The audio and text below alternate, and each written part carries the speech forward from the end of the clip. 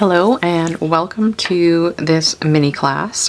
Today I'm going to be showing you how to paint a berry and a leaf by showing you on this piece of paper here for my practice binder. This is my September title page from my country diary.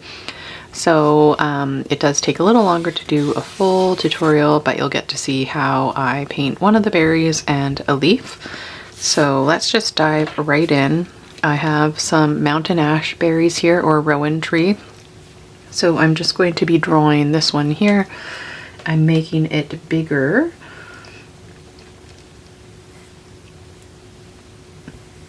So I'm just lightly penciling that in and then adding the stem, which is just down from the back edge of it.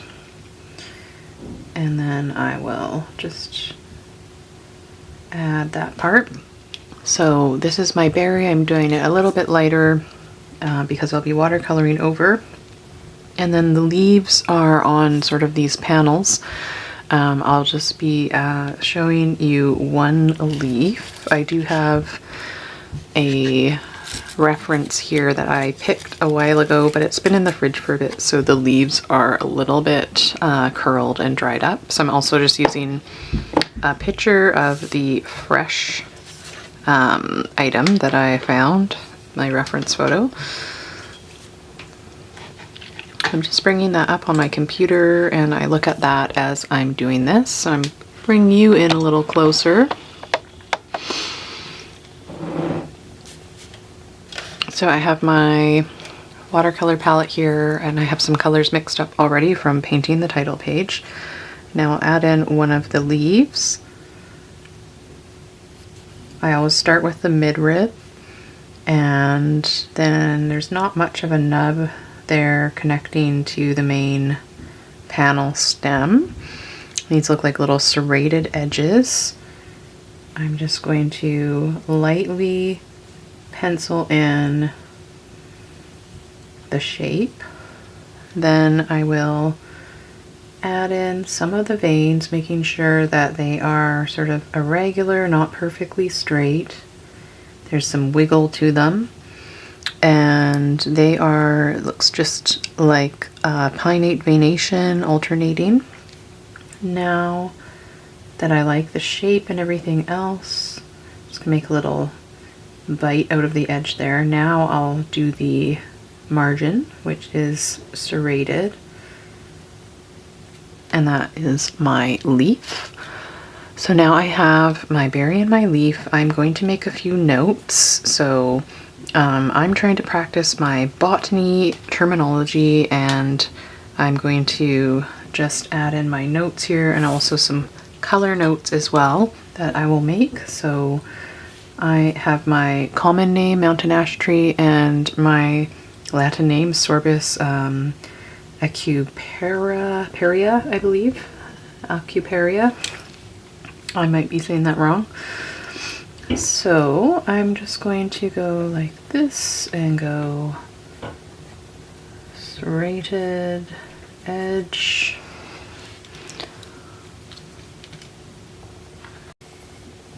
Now I'm just drawing a very quick sketch of what this will look like as a compound leaf.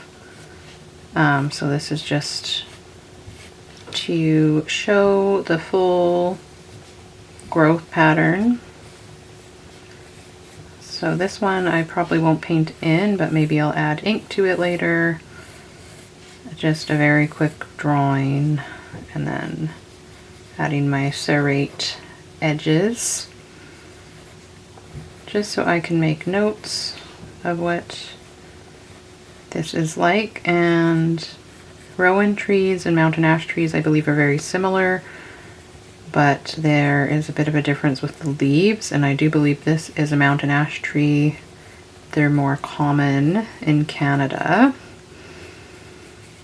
So now I have this, and I'm just going to put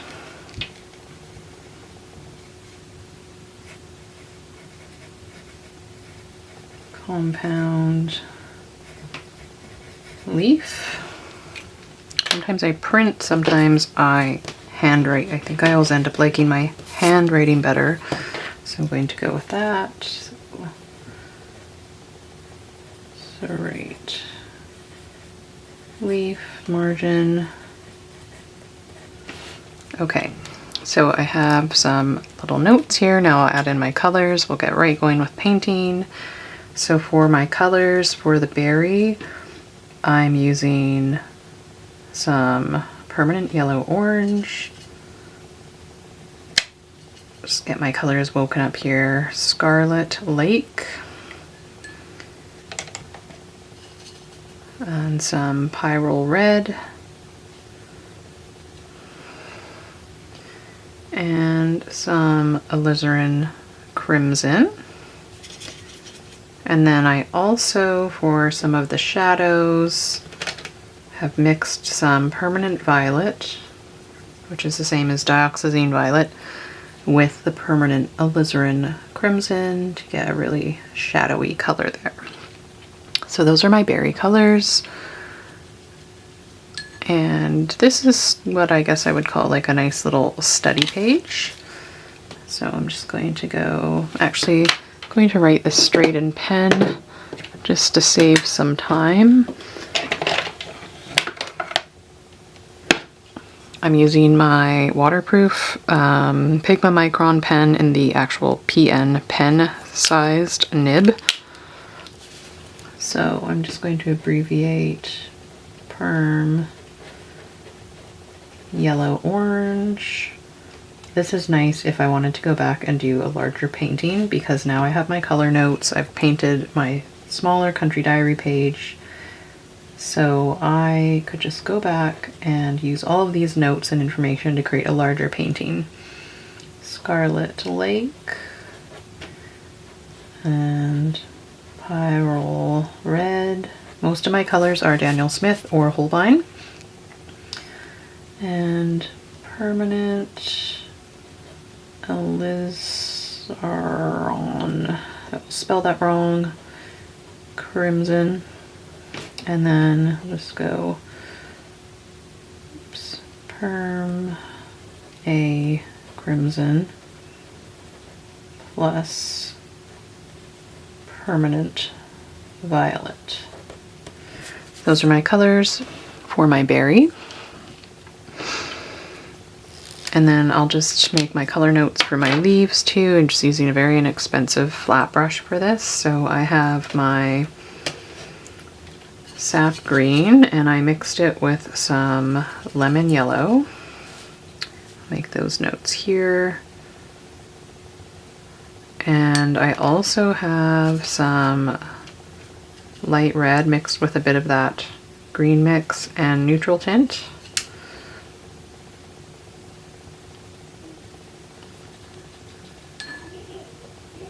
And then I have my sap green over here. I mixed a little bit of light red into it just to get some different color mixes out of it. The more color variation you have in your leaves, the more realistic they're going to look. And then I also used just some Gamboge Nova or New Gamboge, whichever brand you're using, for glazing at the end, because there's quite a bit of a yellowish tinge to these leaves. So I'm just going to use my hairdryer to blow dry this so I don't smudge my colors while I am making my notes. Alright, so I have my names and my little drawing and everything inked in. So now I'm just going to start on this berry, and it is enlarged, but I'll be showing you just how I paint something that is round. And like anything round, like a sphere, you'll be leaving a highlight, there'll be a mid-tone, a darker area, and some reflected light. So I always start off just making things lighter than they should be. I like to exaggerate light and darks with my 3-step painting method. And so the first step is just to add a wash of color, whether it's wet into wet or wet on dry. I'm choosing wet on dry right now, and I am just looking back at my berry here. It's moved a little bit as this is a little while after I drew it. So the light's coming down this direction, top left, so I will just do a hard highlight. You can always blend them later. So if you want something very glossy, these aren't even very glossy berries, you can leave a hard highlight and then blend and transition it later. So once this dries, I will erase that extra pencil. While we wait for that, we'll move on to the leaf. So I'm just going to pick up my main green here, and I want to add in a few different colors because there's lots of yellow showing on this leaf. This is not a very big leaf, so I can do wet on dry, but what I'm doing is what I call the dip dab method. I add some wet paint and then I dip my brush in the water, dab it on the paper towel, and then drag out that color to create a graded wash. And then now this is almost like a wet into wet situation. Now I can add in a few more colors. You want to make sure you don't have too much water on your brush, otherwise you'll create a bloom. And you can even flick out some of these veins like that. Just adding a little more along this edge, keeping in mind I've got my serrations.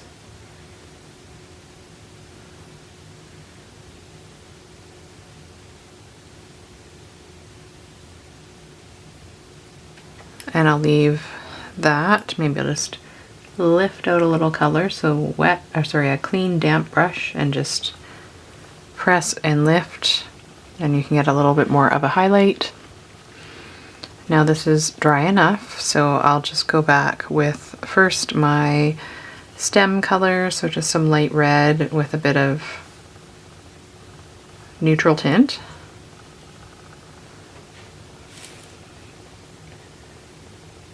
And again, this is such a small area, so I will just do wet on dry. For my first layer, I always want to make them lighter. And now I'll start adding some more color to this. So I'm just going to add some pyrrole red, and then rinse, dab my brush, and now agitate that color. And now there's a bit of moisture, and I want this area to be more orange.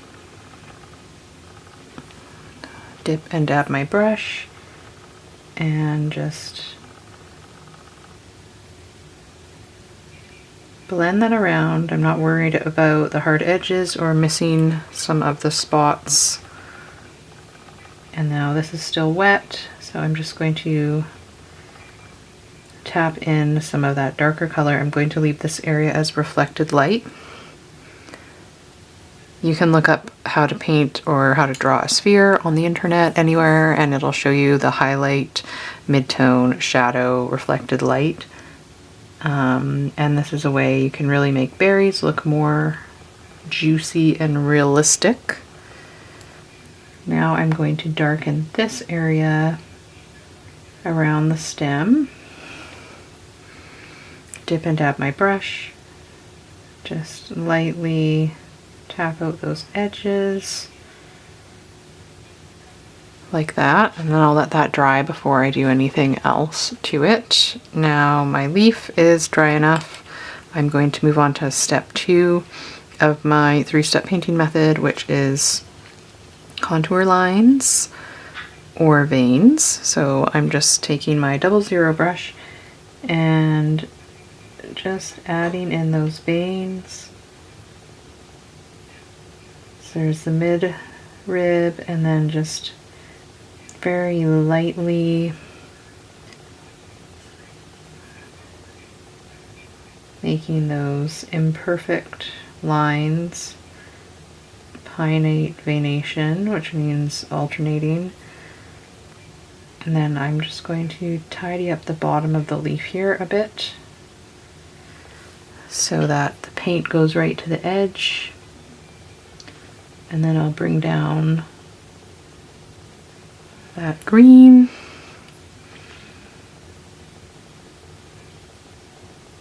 And that is step 2 done on the leaf. So even though sometimes the veins look lighter, I don't always paint things exactly the way they look in the picture. I've kind of a botanical approach, and it's just how I can paint things in less time, and then I don't get overwhelmed, and I sort of follow the same method for every painting and adjust it so that it works for the subject. So using those steps, because I know that not knowing where to start or what techniques to use throughout the painting is something that a lot of people struggle with. Now I'm just going to continue on with my berry, and now I know it could kind of be called step 2 because I'm using some contour brush strokes. And now I'm using a smaller brush as well, so I'm just contouring them in the direction that the berry roundness would go, and then just blending it out a little bit. And now, because this isn't a very super glossy berry, I am just going to blend a little bit around the edges of this highlight like that. And now I'll add a little bit darker color again below the stem. And my approach to botanical painting is also to never aim to paint everything in, even though it looks like I do. I'm trying to leave the layers that I've already painted shining through. So I'm never going over everything and painting solid layer upon layer over top of each other.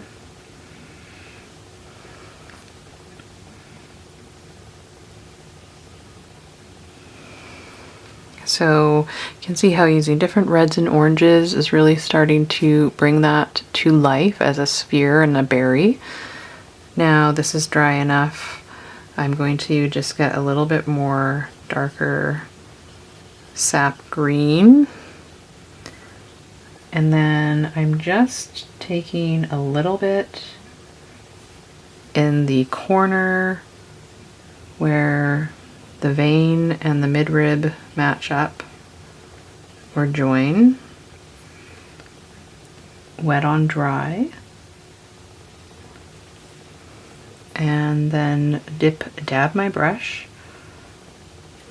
There's a lot of great exercises in my class, Botanical Watercolor Botanicals for Beginners, I believe it's called, part of the Watercolor Garden, or you can get it on its own, but it has a lot more explanation on my paint consistencies and the dip dab method and my 3-step painting method, and how to practice those things to get more water control, because I know those are things that are challenging for people that are learning how to paint, because you need to learn how to control watercolor, and you also need to learn basically how to render shape and form. So often it's easier if you're starting out completely new to use pencil, graphite, or probably pencil, graphite, to learn about rendering shape and form first before worrying about it with watercolor and controlling the paint as well. That is how a lot of botanical artists learn, and how they had us do it in my diploma program with the Society of Botanical Artists. It also is more forgiving. You can erase and add, and that way you learn how to create shape and form to imply 3-dimension. So I'm just adding a little bit wet on dry right around the edges just to get that serration. This is Daler Rowney paper. It's decent, but you could definitely have more sort of luminosity and a little bit more forgiveness with working the paper if you use something like Arches. So now I'm moving on to the other side, and again just adding that little triangle of color in and then blending it out. Now I'm going to switch over to these more yellowy greens here, because I want this side of the leaf to be a little lighter because the light again is shining down in the top left direction.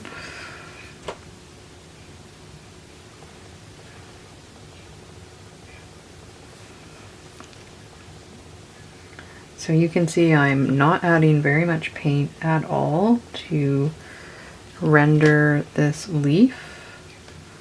And also when you're just painting one leaf like this on the spotlight, you can tend to look at and try and find like imperfections and all the errors, but usually I'm painting one of many, so it doesn't matter to me if they're not all completely perfect.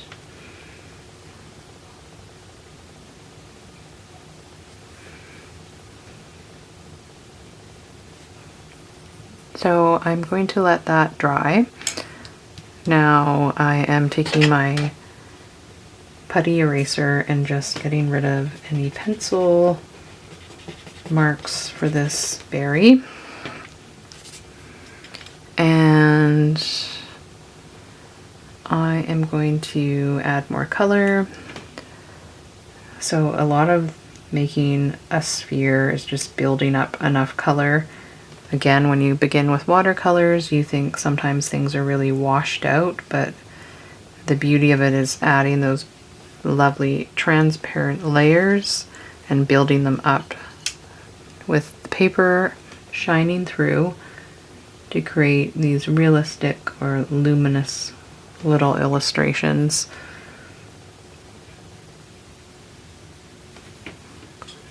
So I'm still leaving area around that highlight. Right now I'm just blending this out. I have a little too much water. This is the permanent yellow orange, and now it's looking a lot more red as it goes over the more red washes. And then dip dab my clean damp brush, and I'm just going to drag out this area a little bit. As this is my reflected light, I'm not doing a cast shadow because it's a botanical painting and they don't usually include cast shadows. And then I will just add a little bit of shadow here. You could go on a lot more if you had a higher quality paper like Arches paper. I've spent 5 hours once painting just 2 little rose hips to make them really realistic looking. So it's up to you how much time you want to spend on your painting, but if you're going to be painting a whole bunch of berries, you don't maybe want to spend 5 hours on just 2, so it's up to you.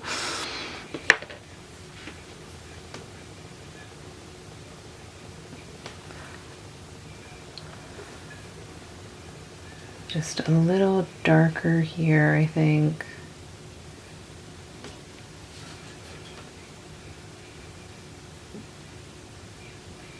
Then I'll add a bit more darker color to the stem. Kind of has purpley gray tone to the mountain ash stems with some reddish mixed in. So I'm just making sure that I'm twisting my brush to make the tip really sharp, because this is still a little wet, so it could bleed a little bit, but I'm not too concerned. And then just going up that side of the stem, rinse my brush, twist the tip nice and pointy, and then just agitate that a little and blend that. So I'm going to leave that like that, and then I'm going to switch to my larger brush, my number 2 brush, and grab a little more New Gamboge, mix it in with some of my greens, and just sort of glaze that over the tip of this leaf.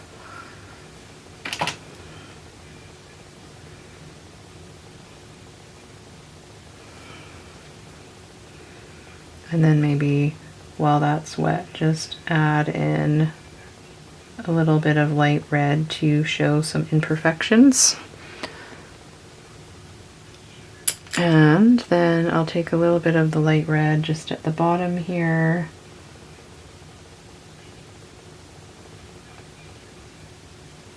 Just to indicate that little stem. And then lastly, I think I want just a little neutral tint added in with my sap green. And then I'll just bring that up. Well, this is still damp, to create a little bit darker midrib there. So those are my two little botanical paintings. Alright, so this is my little study sheet for my nature sketchbook or little workbook. One thing I have been liking to do is sort of add a little wash around my ink drawing, so I am just going to quickly do that. This might be a little sloppy because these leaves are compound, so I'll do one side at a time. Otherwise this wash will dry out. But I feel like it is a cool way to pull together paintings with ink illustrations, and I've been doing this quite a bit in my country diary. If you haven't checked that out, you can check out my latest August update. I do a monthly update every month for my new illustrations. Now I like to make this color really pale and washed out so it's not too crazy. I'm just going to go into these smaller areas first because I want this to spread nicely. And then I just want the edges to sort of blur out with that beautiful soft watercolor look.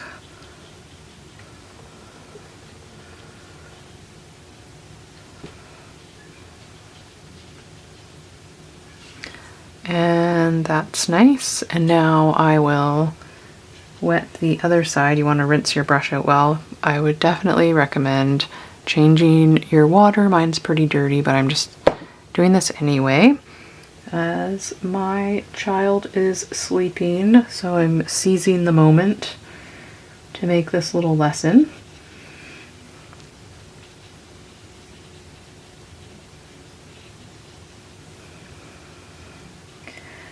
So this is the first lesson of, I think, some more that I'd like to do in this style, creating these little study pages, and I think like it'd be fun to create a worksheet out of this page. And I am creating a class, a new class for my website called How to Create Your Own Country Diary. So these I think are going to be the little lessons, along with other sort of more structural and organizational information, not just painting lessons, but just sort of everything you need to think about and learn to create your own country diary, which is basically just a nature journal, but I have mine kind of inspired by Edith Holden's country diary. Anyway, so I think I'll make some more and I'll share some of these on YouTube, and then the other ones will be just part of the country diary course.